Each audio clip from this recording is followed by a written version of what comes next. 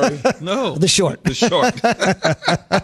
That's the short and long of it. But even though that game's on the horizon, Russ and Kyler MVP talk, we are starting this morning talking about a team that has 2 wins, has a 5% chance to win the division, and is 100% always front and center. Keyshawn, you know this team better than anyone else. It's the Dallas Cowboys. You played for them. You played for Jerry Jones. Jerry edging his way. We had a full stadium when I played, though.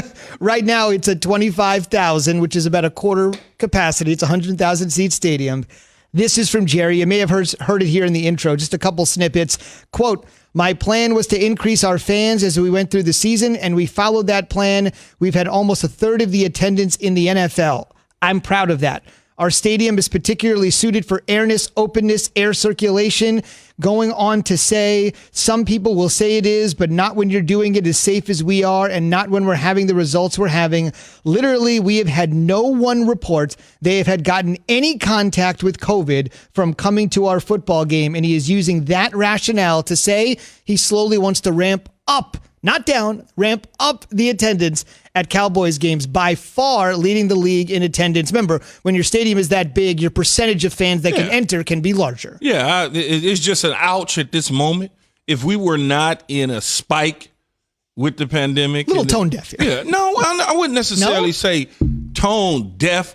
I would just more say his explanation to why he wants to do it and not really explaining fully and just why. You know, he didn't really explain why.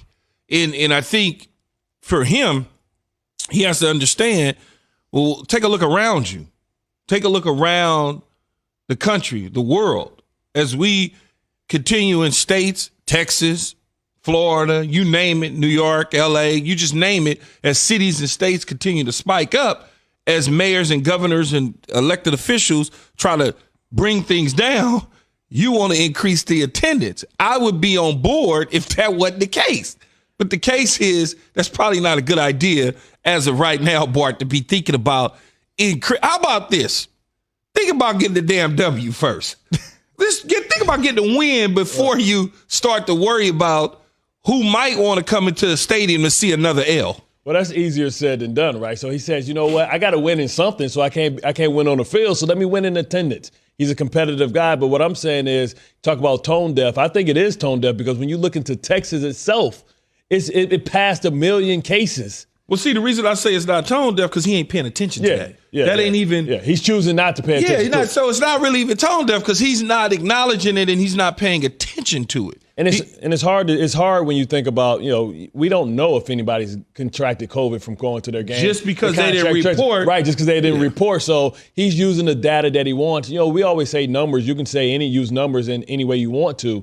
I hope that they're using the misters because that's been something that's been, revolutionary. The fact that they have the drones that kind of sprays disinfectant throughout. I understand that he has the ability to pull the roof back and he can use the circulation, but it's just tone deaf with what we're going through right now. And we know Jerry's all about money, right? Last I checked, the Dallas Cowboys are the only ones that's not in the union, right? They're kind of separate to use their own branding. They're separate from the NFL. And Jerry's a great businessman. And he understands this opportunity. He understands that's 40% of the revenue. So he's trying to make sure that he can make, not that he needs it, because it's the most valuable franchise in all of North America, but, businessmen do what businessmen do. It's amazing because my COVID expert in Jay Will is not here with me at this moment, but we certainly could have the conversation when he joins us at 8 o'clock. But I'm good with you, though, because I was talking with Alan Sills and all those guys during the COVID task force. So. That's Dr. Alan Sills, the NFL's chief medical officer. I love when Zubin do that, man. But that's important to know. Dr. Sills, that's a but I'm very just important saying guy. my COVID expert, because as soon as we talk about COVID, Jay Will, bam, he start to get into it. I really don't, for me, it's just I really don't understand what's right and what's wrong, right? Yeah. Because it's amazing when you talk about restaurants in the capacity of the restaurants have to be at a certain capacity. Yeah. And then when you look outdoors, they say, well, we don't really want to, in certain states, they don't really want people inside the restaurants in a closed environment, but they're building tents outside for you to sit and eat in, which has walls up in this closed environment. Yeah. So everything is a little confusing. So when you go back into the Jerry situation, it's like, okay, you got 25,000 people. You want to increase it another 6,000 or 7,000 to a capacity of around 32,000 or so in that area. for what with the last 3 games at home or 4 games at home that you may have? What is the reasoning?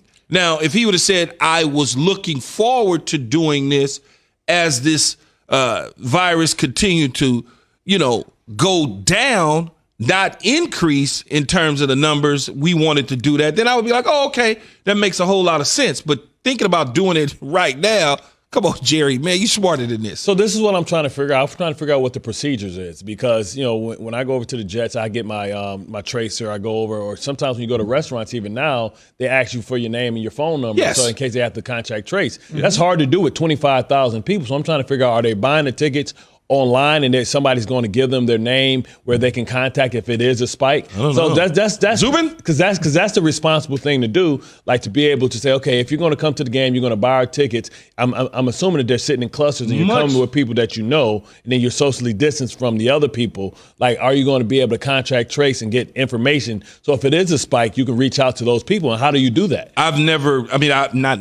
haven't bought tickets this year online or anything to go to any games, but I would think, much like you said, how do you figure out the tracing part of it?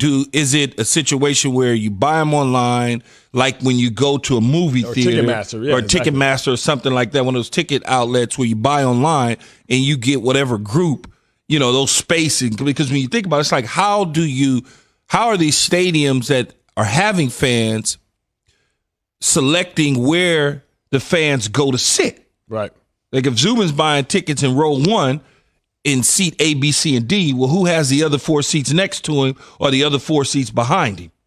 Is that something that online, at the contact tracing, that you have to input the information, much like when you go into a restaurant? And how much are owners investing in contact tracing? Because we know that's a thing within itself, to be able to reach out to everybody. You talk about 25,000 fans. Some could be from Texas, but some could be from somewhere else. And you talk about in the midst of a spike, going out and being able to spread. And we know that it comes from people that trust each other, right? So you look at the pictures of the stadium, and they're sitting next to each other. People have their masks down. They're talking to each other. They're getting excited. So it's like, well, usually when you contract COVID, it's from someone that you know. It's a funny thing, and this is not a laughing matter, but it's hilarious because the people, as Thick Neck said, sitting next to each other and behind each other, and we were looking at the monitor there, and you can't tell me the people that was behind the other people, they know each other. They didn't come to the game together whatsoever. They don't even look like remotely they would know each other. But the people in front didn't have any mask on at all, and there was only 2 people behind that had masks on. The other guy is eating, and they're literally like, the space in between the seats, they're literally right next to each other. Exactly. And I'm sitting there going,